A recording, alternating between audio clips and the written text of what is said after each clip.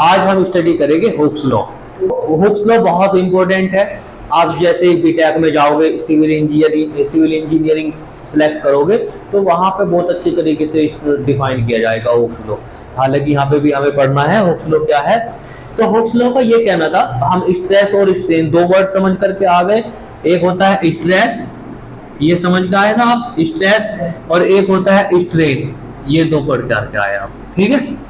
एक स्ट्रेस है और एक स्ट्रेन है, दो वर्ड। स्ट्रेस क्या होता है, फोर्स पर यूनिट एरिया, और स्ट्रेन क्या होता है, चेंज इन कॉन्फ़िगरेशन। तो हुक्स का ये कहना था कि जैसे जैसे हम किसी बॉडी पर फोर्स अप्लाई करेंगे तो उसमें स्ट्रेन होता चला जाएगा। सिंपल है ये। जैसे यही बॉडी है, इस बॉडी पे आप ऐसे स्ट्रेस अप्लाई करोगे, फोर्स अप्लाई करोगे तो ये दबती चली जाएगी, दबती चली जाएगी, दबती चली जाएगी, ऐसे दब जाएगी, ठीक। सेम ऐसे ही कोई एक तार लो, रबर का तार लो, जितना ज्यादा आप फोर्स अप्लाई करोगे वो ऐसे ही खिंच जाएगी, फिर और फोर्स अप्लाई करोगे फिर और खिंच जाएगी, फिर और फोर्स अप्लाई करोगे फिर और खिंच जाएगी। तो जैसे जैसे स्ट्रेस अप्लाई करते हैं वैसे वैसे स्ट्रेन होता चला जाता है। ये बिल्कुल ऐसे ही है जैसे कि आप 10th क्लास में ओम्स लॉ पढ़ करके आए हैं। ओम्स लॉ क्या कहता है कि जैसे जैसे हम वोल्टेज बढ़ाते हैं वैसे वैसे करंट बढ़ती है।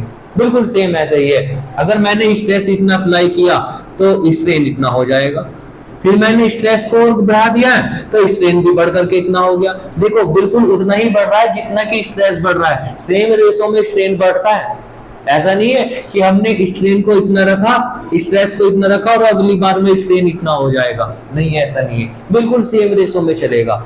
मतलब अगर आपने 2 kg अप्लाई किया है और 2 kg अप्लाई करने से 1 मिलीमीटर बढ़ता है तो नेक्स्ट 2 kg में भी फिर 1 मिलीमीटर ही बढ़ेगा, ठीक है। तो सेम रेशो में इंक्रीमेंट होता है स्ट्रेन में। समझ में आ गया, ये कहना था हुक्स लॉ का। ये रहा, according to it within the elasticity. हाँ, इसमें एक बाउंडेशन है। बाउंडेशन ये है कि ये हुक्स लॉ केवल और केवल with in the limit of elasticity he apply होगा। जैसे ही इलास्टिसिटी की लिमिट क्रॉस हो जाएगी फिर ये लॉ फेल हो जाता है, फिर नहीं लगता है। फिर हम देखते हैं कि स्ट्रेस स्ट्रेन के प्रोपोर्शनल आता ही नहीं, फिर अलग तरीके से बिहेवियर हो जाता है। वो अभी हम स्टडी करेंगे। अभी फिलहाल आपको इतना ध्यान रखना है कि within the elasticity limit stress जो होता है आपका, stress is directly proportional to the strain. यही है था ना, ठीक। यहाँ से प्रोपोर्शनल हटाएंगे और प्रोपोर्शनल हटा करके यहाँ पर एक कांस्टेंट लेंगे और इस कांस्टेंट को क्या बोलते हैं हम, मॉडुलस ऑफ इलास्टिसिटी। यहां से आप इसको देखो, आप उल्टा भी लिख सकते हो, strain is directly proportional to stress. तो इस बात से कोई फर्क नहीं पड़ेगा, ये वर्ड इधर ले आओ, इसे इधर ले जाओ, तो कोई फर्क नहीं पड़ेगा। यहाँ पर ए की वैल्यू निकालेंगे, E is a constant, proportional हटाते हैं तो कांस्टेंट आता है, और इस प्रोपोर्शनल का नाम रखा मॉडुलस ऑफ इलास्टिसिटी। अब ये क्या होता है तो वो अभी हम डिस्कस करेंगे। स्ट्रेस, यहाँ से ई की वैल्यू निकालिए, ई की वैल्यू कितनी आएगी, स्ट्रेस अपॉन स्ट्रेन, ये आ जाएगा, ठीक है। तो अब आपसे डेफिनेशन आ जाएगी कि डिफाइन मॉडुलस ऑफ इलास्टिसिटी। तो यहां से डिफाइन कर सकते हो आप, the ratio of stress to the strain is known as modulus of elasticity. Modulus of elasticity material का होता है। जो मटेरियल आप सिलेक्ट करोगे उसका कुछ ना कुछ मॉडुलस होगा, और मॉडुलस आपको ये बताता है, इलास्टिसिटी, मॉडुलस ऑफ इलास्टिसिटी ये बताता है कि तार या मटेरियल या कोई भी एक पर्टिकुलर सब्सटेंस कितना मजबूत है। जितना ज्यादा उसका मॉडुलस होगा वो उतना ही मजबूत कहलाया जाएगा। स्टील का सबसे ज्यादा होता है। अभी हम चार्ट खोल करके देखेंगे ना तो उसमें लिखा मिलेगा, एनसीईआरटी बुक में चार्ट दे रखा है। तो सबसे ज्यादा जो मॉडुलस होता है वो स्टील का होता है। स्टील का ज्यादा होता है तो इसलिए वो मजबूत बहुत होता है, आयरन से भी ज्यादा मजबूत होता है स्टील। तो इलास्टिसिटी लिमिट ये होती, सॉरी मॉडुलस ऑफ इलास्टिसिटी ये होता है। अब ये भी 3 तरह के होते हैं modulus of elasticity. Modulus of elasticity there are 3 types, तो उनको हम कैटेगराइज कर लेते हैं। अच्छा, उससे पहले यहाँ पे ग्राफ तो बना लीजिए। जैसे आपने ओम्स लॉ में ग्राफ बनाया था, वीआई ग्राफ, तो इसको क्या बोलेंगे हम, stress versus strain graph. Stress versus strain graph. तो हम ये देख रहे हैं कि जैसे जैसे हम स्ट्रेन बढ़ा रहे हैं, इन दोनों का इंटरसेक्शन कहाँ आएगा, इन दोनों का इंटरसेक्शन यहाँ पे आएगा, और इन दोनों का इंटरसेक्शन यहाँ पर आएगा, और इन दोनों का इंटरसेक्शन यहाँ पर आएगा। तो हम यहाँ पर अपनी एक स्केल रखेंगे और इसको सीधा ऐसे ड्रॉ कर देंगे। देखो ये बना आपका स्ट्रेस वर्सेस स्ट्रेन ग्राफ। आप देख रहे हैं स्लोप कैसे, ये बिल्कुल एक सार है, बिल्कुल सीधा चलता जा रहा है। तो ये आ जाएगा हुक्स लॉ का ग्राफ है ये स्ट्रेस स्ट्रेन कर्व कह देंगे। और ये कब है? With in the elasticity limit. Elasticity limit टूटने के बाद ये ग्राफ की शक्ल बिल्कुल बदल जाएगी, ऐसा नहीं होगा, फिर टेढ़ा मेढ़ा चलेगा ये, उसे भी हम स्टडी करेंगे। ये समझ में आ गया? अब हम कितने ये पढ़ते हैं मॉडुलस ऑफ इलास्टिसिटी। तो यहाँ पर क्या है मॉडुलस ऑफ इलास्टिसिटी, मैं यहाँ पे लिखता हूँ। ये तीन तरह के हो जाएंगे। नंबर वन को बोलते हैं Young modulus, Young's modulus, Young का मॉडुलस, वो यंग ने दिया था। यंग एक साइंटिस्ट का नाम है, यंग एक साइंटिस्ट का नाम है, तो इसको बोलेंगे यंग्स मॉडुलस, यंग्स मॉडुलस।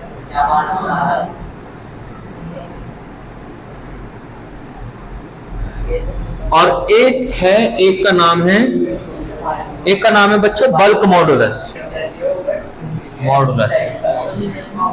और अपने मॉडुलस की 3 कैटेगरीजन इसलिए किए हैं क्योंकि हमने पीछे से 3 कैटेगरी पढ़ते आ रहे हैं।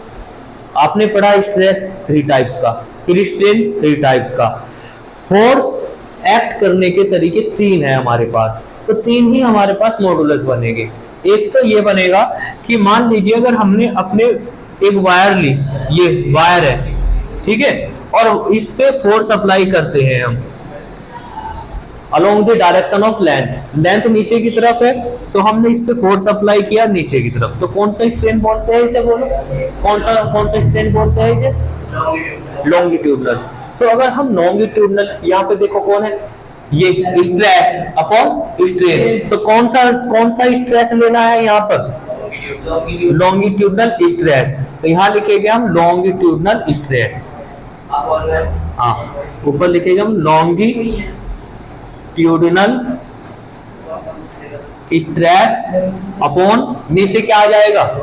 नीचे कौन क्या होगा इसमें? Longitudinal strain. तो यहाँ पे लिख देंगे हम लॉन्गिट्यूडनल स्ट्रेन, ठीक है, स्ट्रेन, ठीक।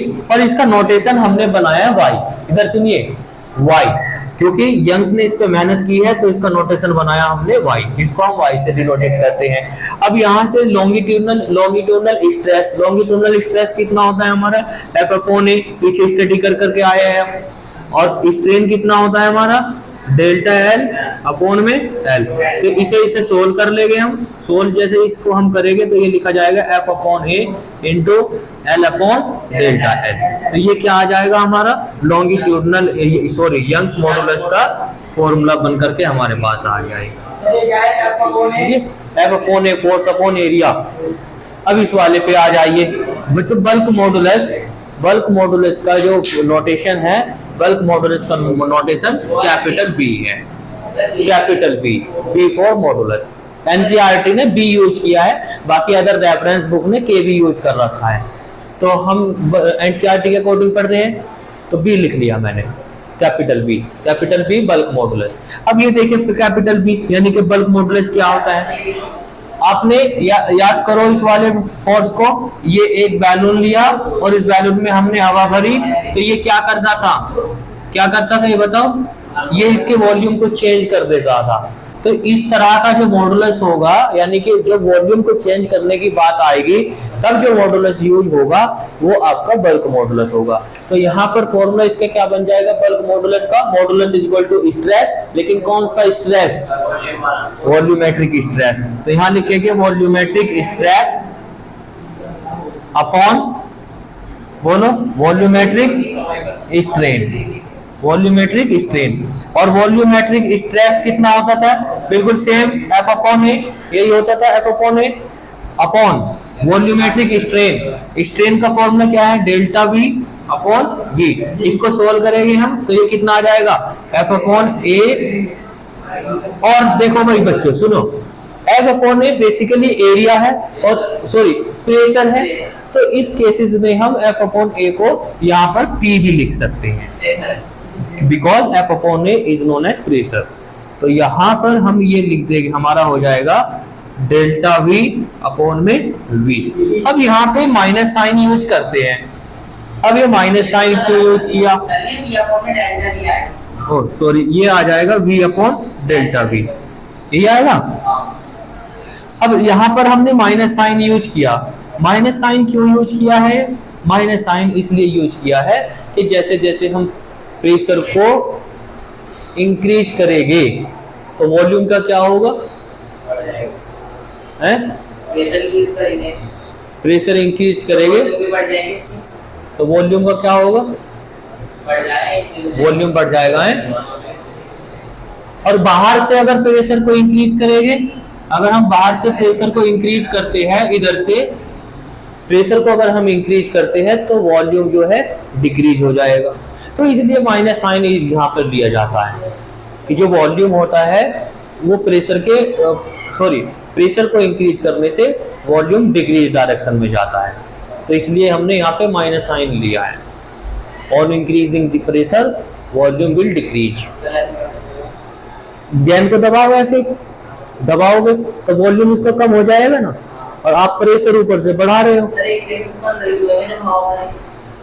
अंदर तो लगेगा ही, लेकिन हम उसे दबा रहे हैं ना, बाहर से दबा रहे हैं। जब बाहर से हम उसे दबाएंगे तो उसका वॉल्यूम को क्या होगा? सोचो, कम हो जाएगा। तो माइनस साइन ये बताता है आपको कि pressure on increasing the pressure volume will decrease. तो यहाँ पर माइनस इसलिए साइन यूज करते हैं।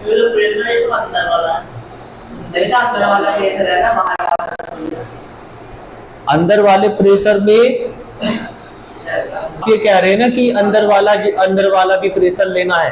तो ये जो आप स्ट्रेस स्ट्रेन पढ़ रहे हैं ना, ये वॉल्यूमेट्रिक स्ट्रेन पढ़ा है आपने, पीछे भी पढ़ा, और आपके लिए भी ध्यान रखना, जो हम स्ट्रेस लगाएंगे वो बाहर से लगाएंगे, अंदर नहीं लगाएंगे। बॉडी के बाहर से ही तो दबाया जाएगा, उस पर फोर्स बाहर से ही तो लगेगा। तो बाहर वाला स्ट्रेस कंसीडर करना है आपको, अंदर लगाना ही नहीं।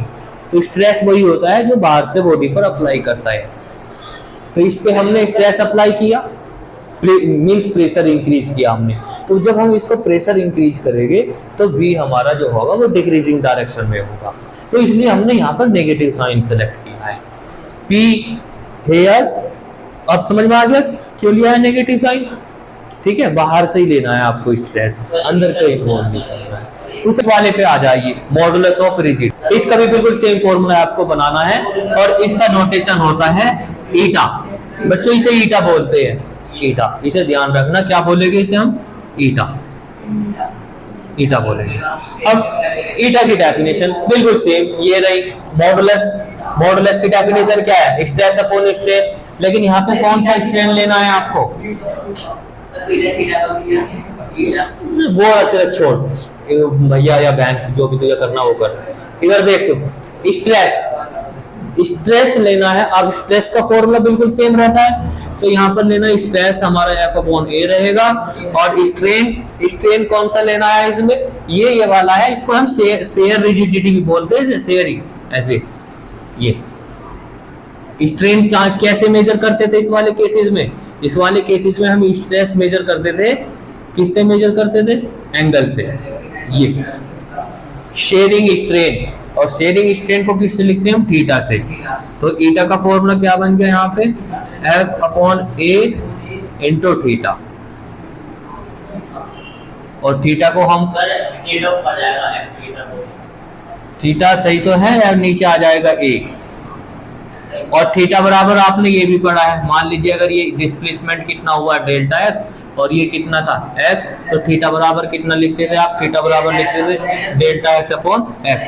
तो थीटा के प्लेस पर आप क्या लिख सकते हैं? थीटा के प्लेस पर आप ये लिख सकते हैं डेल्टा एक्स अपॉन एक्स, ये लिख सकते हैं। जरूरत पड़ेगी तो लिख लेंगे हम। यहाँ तक समझ में आ गया? क्लियर है? तो अब इसके बारे में लिखना शुरू करो। चलो, सभी बल्क मॉडुलस हो, सबके लिए यूनिट सेम रहेगा, सबकी डायमेंशन सेम रहेगी। अगर कल पेपर में ये आ जाता है कि बताइए modulus of elasticity, sorry modulus of rigidity का यूनिट बताइए, मॉडुलस ऑफ बल्क मॉडुलस का यूनिट बताइए, या इसका बताइए, तो सबका सेम रहता है, एक का याद रखना है आपको बस। तो यहाँ पर लिखेंगे यूनिट कल मैंने शायद बता दी थी इसकी, यूनिट होती है इसकी न्यूटन पर मीटर स्क्वायर, यही होती है यूनिट इसकी। ठीक है, इसको याद रखेंगे। और इसकी डायमेंशन जो होती है, डायमेंशन डायमेंशन, डायमेंशन आप इस यूनिट से बना सकते हो, बनाओ। ऊपर कौन है? न्यूटन, और न्यूटन की डायमेंशन क्या होती है? mLt-2। तो ऊपर तो न्यूटन आया और नीचे मीटर स्क्वायर है, यानी कि एल स्क्वायर। तो इसकी यूनिट कितनी बनी? बोलो, mL-1t-2। तो ये याद रखना, सबका यूनिट सेम रहेगा, कोई सा भी मॉडुलस हो आपका। कैसे आया? यूनिट है इसकी, कैसे आया? यहाँ से पता कर लो, स्ट्रेस अपॉन स्ट्रेन। अब स्ट्रेस अपॉन इस वाले फॉर्मूले से पता कर ले, ये कैंसिल हो गया, तो बचा क्या? F अपॉन ए, न्यूटन पर मीटर स्क्वायर, वाई की यूनिट आ गई। ये कैंसिल हुआ, न्यूटन पर मीटर स्क्वायर, इसका कोई यूनिट होता ही नहीं, तो न्यूटन पर मीटर स्क्वायर। एंगल का यूनिट, एंगल की डायमेंशन तो नहीं है, डायमेंशन लेस होता है, न्यूटन पर मीटर स्क्वायर, न्यूटन पर मीटर स्क्वायर, न्यूटन पर मीटर स्क्वायर सबका। अरे थीटा की value delta x upon x ना होती तो इससे यूनिट से यूनिट ये कैंसिल ना हो जाएगी, तो न्यूटन पर मीटर स्क्वायर। तो अब यहाँ से आपको एक बात और बता देता हूं मैं, स्ट्रेस पढ़ा है आपने? स्ट्रेस पढ़ा है ना आपने? स्ट्रेस का यूनिट क्या होता है? न्यूटन पर मीटर स्क्वायर, यही होता है। तो जो यूनिट स्ट्रेस का होता है वो यूनिट कोई सा भी मॉडुलस हो उनका होता है। हाँ, डायमेंशन भी सेम रहेगी। तो ये ध्यान रखना आप, नहीं तो कंफ्यूज हो जाओगे। पेपर में पूछा जाएगा जरूर, 100% आपके पेपर में आएगा यहाँ से क्वेश्चन, चाहे यूनिट पूछे जाए वो या फिर उसका डायमेंशन पूछे, और इन्हीं में से ही पूछेगा, देख लेना। बल्क मॉडुलस, रिजिडिटी या यंग मॉडुलस या फिर स्ट्रेस, इनका यूनिट जरूर पूछेगा, इंपॉर्टेंट है।